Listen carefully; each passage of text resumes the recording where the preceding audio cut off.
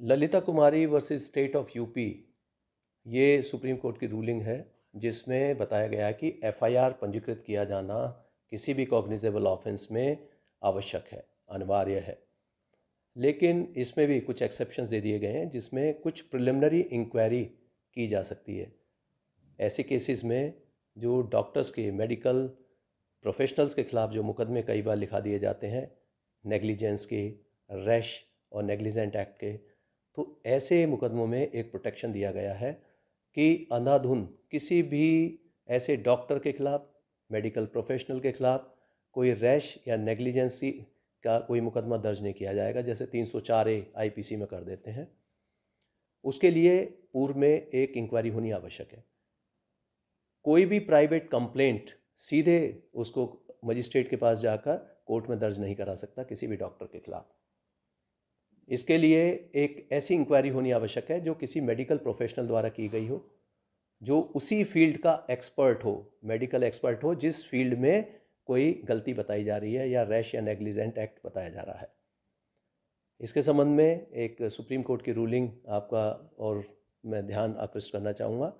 ये है Jacob Matthew versus state of Punjab. इसमें स्पष्टतः ये बता दिया गया है कि किसी भी मेडिकल प्रोफेशनल को अनावश्यक तंग ना किया जाए। उनके खिलाफ कोई भी ऐसी फ्रिवलस कंप्लेंट या कोई भी कंप्लेंट आने पर तत्काल मुकदमा ना पंजीकृत किया जाए, पहले एक जांच रिपोर्ट एक्सपर्ट से करा ली जाए। यदि उसमें इस तरह के एक्ट पाए जाते हैं कि रैश नेग्लिजेंट एक्ट था, तब एफआईआर होगी। यदि डॉक्टर्स की कोई चूक इस तरह की होगी, जानबूझ के उसने लापरवाही की है, तब मेडिकल जो टीम बनी है उसकी रिपोर्ट में यदि ऐसा आ गया, तब एफआईआर पंजीकृत की जाएगी। यदि एफआईआर किसी तरह से कोई पंजीकृत कर भी ली गई है, तो ऐसे मामले में भी आपको तत्काल कोई अरेस्ट के लिए नहीं जाना, तुरंत अरेस्ट नहीं करनी है। इसमें पहले ये एस्टैब्लिश करना है कि ऑफेंस हुआ है, जानबूझ के हुआ है। तो इन दो रूलिंग्स का ध्यान रखेंगे, ललिता कुमारी वर्सेस स्टेट ऑफ यूपी और Jacob Matthew versus state of Punjab. इस संबंध में एक डीजी परिपत्र प्राप्त हुआ है।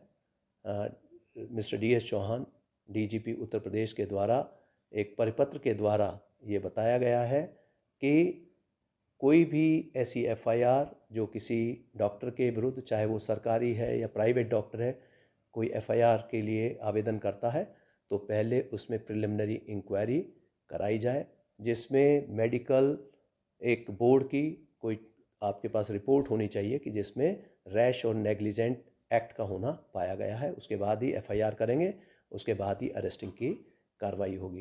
तो मेरा सविनय अनुरोध है कि कृपया इस परिपत्र संख्या 13/2022 25 मई 2022 का अनुपालन सुनिश्चित करें।